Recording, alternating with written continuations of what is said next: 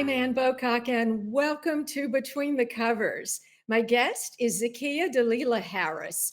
The Other Black Girl is her debut novel, and it's a debut novel that, in its first week on sale, lands her on the New York Times bestseller list.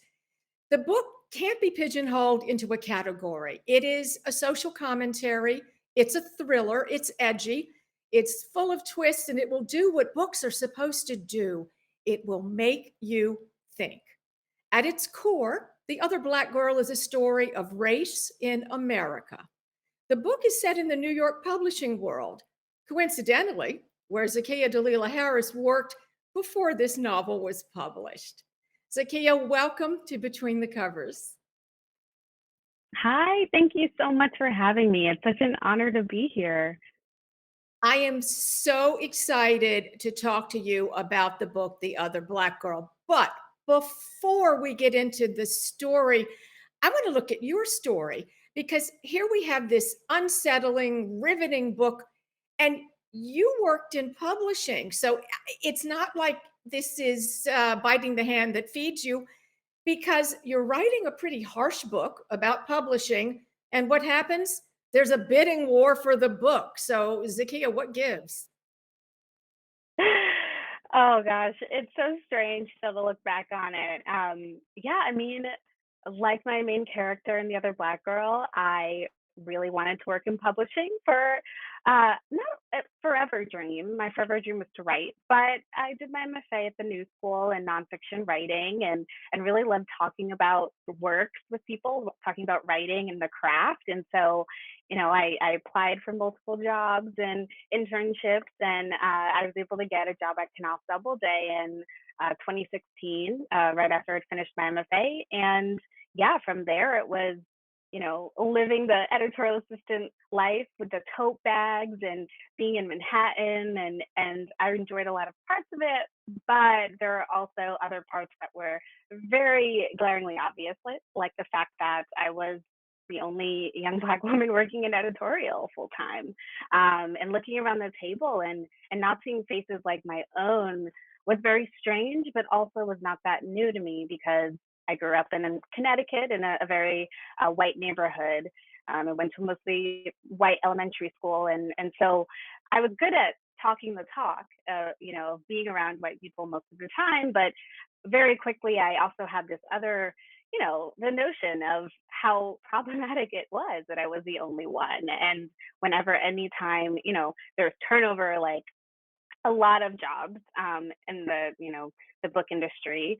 But every time there was turnover, it was oftentimes people who knew people who already worked there, and oftentimes those people were white. So when I got the idea for this novel, it started off with Nella, the chapter one, Nella sitting at her desk, smelling the hair grease, or smelling something that she is sure has to be hair grease from this new Black coworker who will become Hazel. And yeah, I won't give away too much.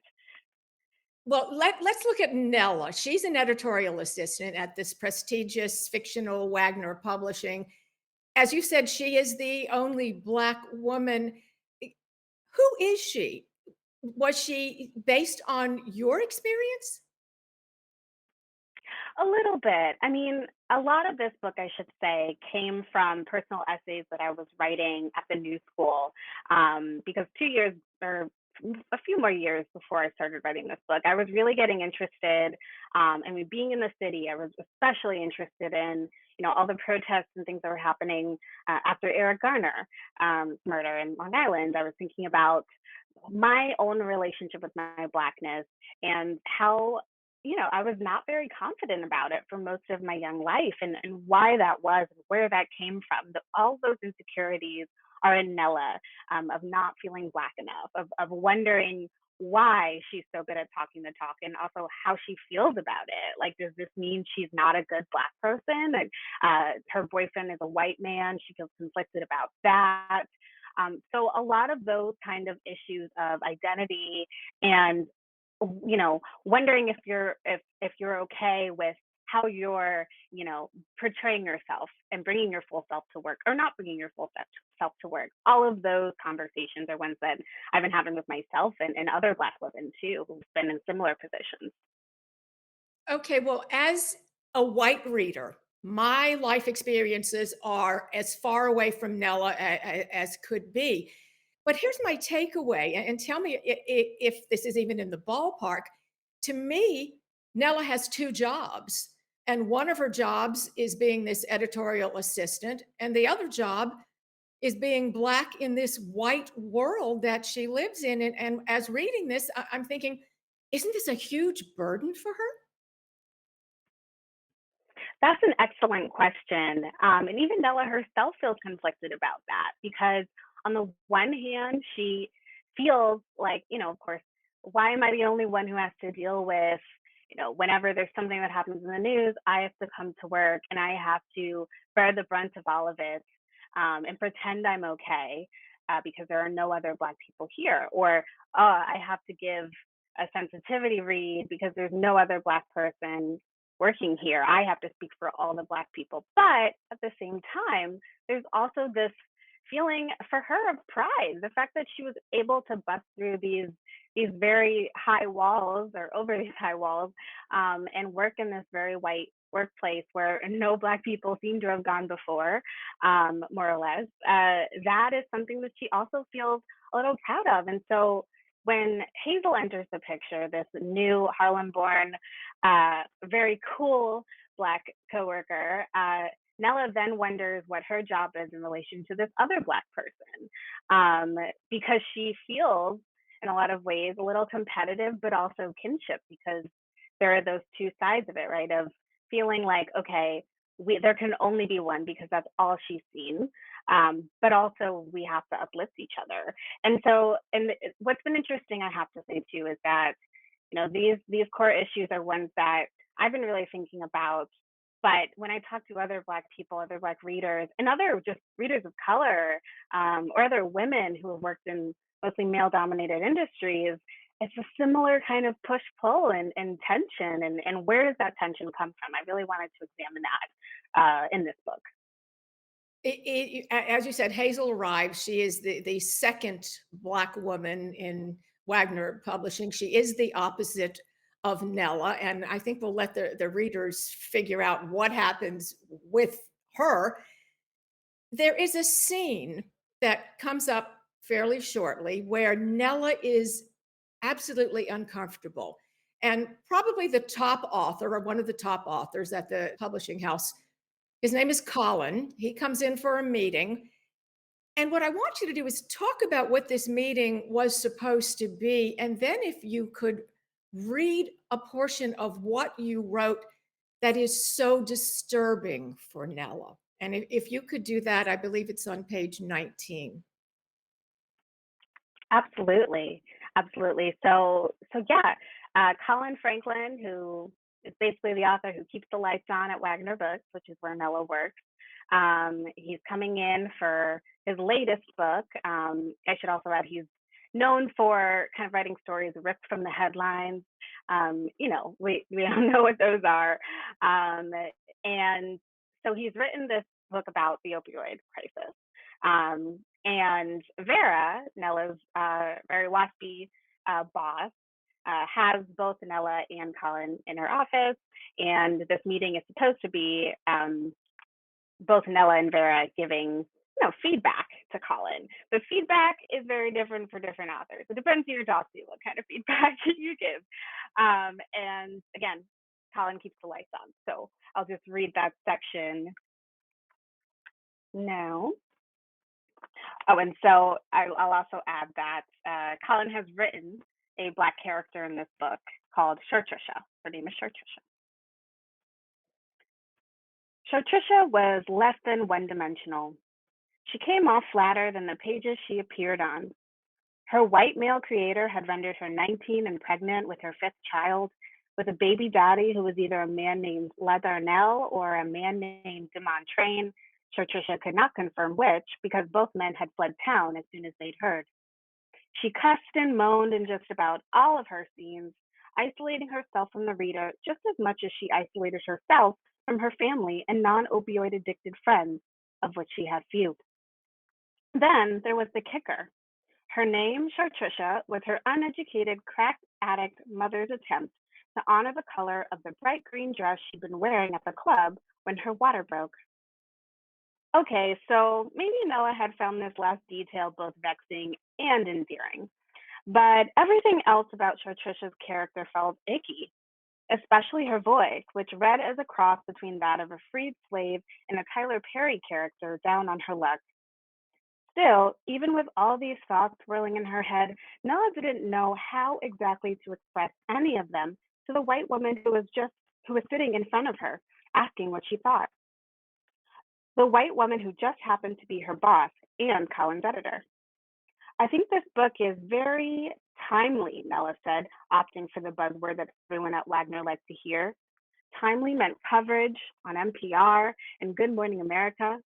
It meant adding something new to the conversation, which was what Colin Franklin always sought to achieve in his long list of ripped from the headlines books that included a murderous sister wife, a deadly school shooting, and a sexy serial killer. Vera nodded eagerly, her light brown bangs undulating above gleaming gray eyes. Timely, you're right. He refuses to shy away from the hardest parts of the opioid epidemic. She jotted down one or two words on the yellow notepad that sat just beneath her elbows and then tapped her pen on her cheek, the way Nella had seen her do in countless meetings. And do you feel like anything in the novel didn't particularly land the way it should have? Well, no spoilers here, but from my reading, Nella's big sin is that she was trying to be authentic and do her job. And that just didn't really work out well for this meeting. This is, you talk about code switching. Do you want to give an example of that? Yeah, absolutely. I mean, code switching can be a lot of things, but essentially, it's changing the way you act, the way you behave, or the way you speak. Um, Depending on where you are. I mean, a classic example would be using African American vernacular versus not when you're working in the publishing space. And I also think the definition of code switching is different for different people. For me, I kind of talk like this all the time. So, partly because of how I was raised and just the circle that I'm around. But I think people also might say that I'm code switching the way I'm speaking. And so I really wanted to play with that too and make that a character and the way that it impacts Nella and Hazel's relationship and all those little subtleties that happen between them. And also when Hazel's around white people, everything. I really wanted to just imbue all of it with that kind of tension and how we talk about language. It seems that all the women in the book, and Black women and the white women, they really have to negotiate boundaries in this workplace. And I think this is relatable to all women in a workplace. I assume you would agree with that. Totally. I mean, especially with women. I mean, I've had I can't remember who asked me this, but someone asked me once, could this happen with Black men? This book. And I do think as just women, period, where we feel like we have to, and society tells us we have to, oftentimes be nicer, can decode things, and that's why, of course, their stakes are so high, not just for Nella, but also for Vera too, in a lot of ways, in this interaction with this white author of hers, and that whole idea. Right, of feeling like you have to make yourself small and to be passive aggressive. Oh, that yeah, their passive aggression is something that I know I'm working on still. So Yeah, I think we can underline the passive aggressive phrase. Now, I have to give you a full confession here. There were quite a few references that I was unfamiliar with. So, what I did was I Googled every single one. And really want to thank you. And I want to thank you for not explaining everything in the book. I think it was a whole lot more powerful. It's for me, maybe for a lot of readers that way. And one of the things is hair classification, which, total honesty, I didn't know was a thing. So because it is so important to this story, tell me, why is black hair, so important to identity, and why was it so important to this story? Yeah, well, first of all, I love that. That's what I wanted. I didn't want to. I mean, I wasn't really conscious of it when I was writing, but looking back on it, I really didn't want to explain anything. I was really writing this um, for myself and for other readers like me who didn't need it explained. And I hoped readers would look it up, and I love hearing that. So thank you again. Yeah, again, it goes back to me and my own experiences with my hair. I mean, I've had, like my blackness, I've had a very fraught relationship with it. When I was really young and all of my friends were white, I wanted to have straight hair like they did, manageable hair like they did. And so for a while, I really wanted to relax my hair, and it was this whole thing. And then basically at the end of it, my mom said, when you turn 10, you can do it. And I was like counting down the days and obsessed with the idea of it, because having natural hair at that time for me meant having my mom braid my hair. And I'm very tender headed, and it would end up with me doing these like James Brown kind of like moves out of agony. And it was just not a fun time. And so this was also one of the essays later on when I was at the new school that I was really had an interesting, fun time digging into my own relationship with my hair. And I relaxed it for about, straightened my hair, put chemicals in my hair for like 15, a little less than 15 years. And I did the big chop after watching, um, after a few different things, but Stanley Nelson's Vanguard of the Revolution, the Black Panther documentary, that scene where Kathleen Cleaver is talking about why they wear their hair natural and because it's pleasing to them, that was like one of my moments where I was like, I just have to cut off my straight hair. So I've been growing it natural for, gosh, 5 years now, which is all to say that I knew this would be something that Nella would possess, this kind of uh, feeling for most of her younger life that she was not a sheep, but just like not questioning the choices that she made, having been also raised in Connecticut, mostly around white people. And so I knew that would also be the thing that would draw her to Hazel, because there's a whole other thing with hair that I really think it signals, what kind of Black person you are, for better or for worse. I think I know for me, whenever I see anyone with braids, I automatically have an idea of their vibe, and so I knew that would be the thing that pulls them together and would also, it just be a recurring theme throughout this novel, because it's such a big part of not all Black women's experiences, but I think it's just a huge thing, a huge, huge thing. And the last few years of the natural hair movement have been so inspiring. And also just, yeah, the idea that we should get to choose, right? We shouldn't feel pushed to go in any direction for our hair. That was something else that I really wanted to think about. Zakiya, we are not going to give away any spoilers, but midway through this book, there is, I guess, there is a genre plot switch, and some people have even said, "Wow, this has got this Jordan Peele-esque quality to it." It went to totally unexpected places for me. It gave me so much to think about. I'm sure that that was the point. What is the takeaway? What did you want readers, the one thing you wanted them to take away from The Other Black Girl? First of all, I knew you were going to ask that question when you said midway through the book.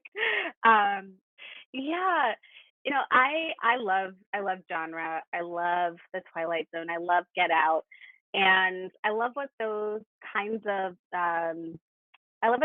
works say about humanity. I really wanted to play with genre for this book. I love twists, and so I really wanted to get across, just in a nutshell, without a spoiler, the horror that is in everyday life, I think, for a lot of Black people working in these spaces, people of color working in these spaces. I wanted to examine what horror can actually be. It's it's not necessarily a white cape or a white hood and the N word. It can be that feeling that you just don't belong somewhere. Um, and it can be that feeling that you don't belong somewhere from another Black person. That's really horrifying too. So I really, yeah, I wanted to have that little twist, a little big twist, I should say, to also just hit the reader with, again, how quickly things can spiral, how much can can you tell I'm like dancing around the twist too?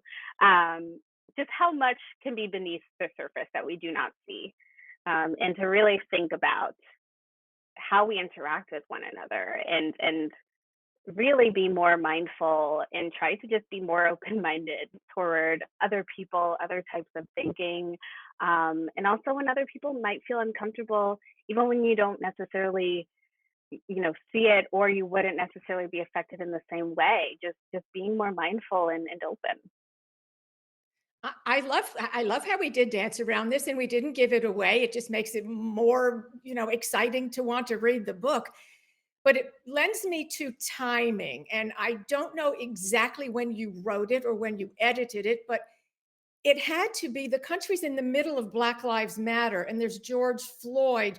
Did timing play a part? Did it have any significance on how you crafted the story? It didn't, because I sold this book to my wonderful publisher, Atria, in February 2020. So literally weeks before everything shut down, and weeks before Ahmaud Arbery and Breonna Taylor, and of course, so that was actually a very strange kind of coincidence, and unfortunately, that is how it goes, right? I mean, I was when I was writing this book, it was a different time, pre-pandemic, and the conversations we were having were different. Um, but I was still very much aware of the wave that had happened in 2016, the wave that had happened in 20, all the waves that we have. And so for them, this to happen, for 2020 to happen, it was frankly hard to go back into this book to see how relevant it was. Especially in the ways I, talk about Nella having to go to work and put a smile on. But was able to channel a lot of that frustration and anger and pain that I was feeling, and protesting about into this book when I did edits. So it was hard. It was really hard, but I'm hoping that, unfortunately, a year like that will reap, and it has in small ways. I've seen conversations that we weren't having the time I wrote this book. Oh, it absolutely spurs conversation. One thing, in addition to a plot twist, you have these two timelines, and there's two generations of women. And I think maybe I'm reading between the lines, but I think you got such a kick out of the 80s. So tell me about, did you like writing about the 80s?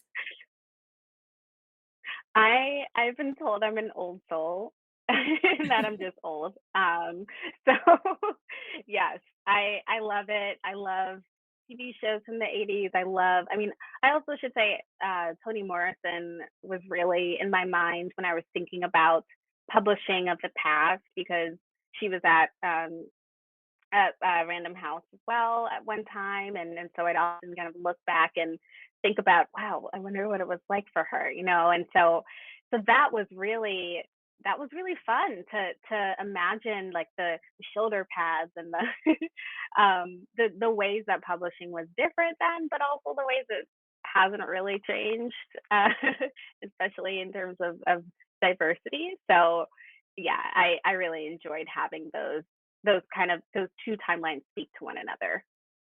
Those scenes were really fun to read too. You just had so much color in it. It was very well done. Another thing is that geography and race and politics kind of all mesh in here, and it wasn't very subtle the way you were comparing Boston to New York. You yourself were raised in Connecticut. So I guess I'm taking the long way of saying this is about carrying our backgrounds with us, isn't it? Absolutely.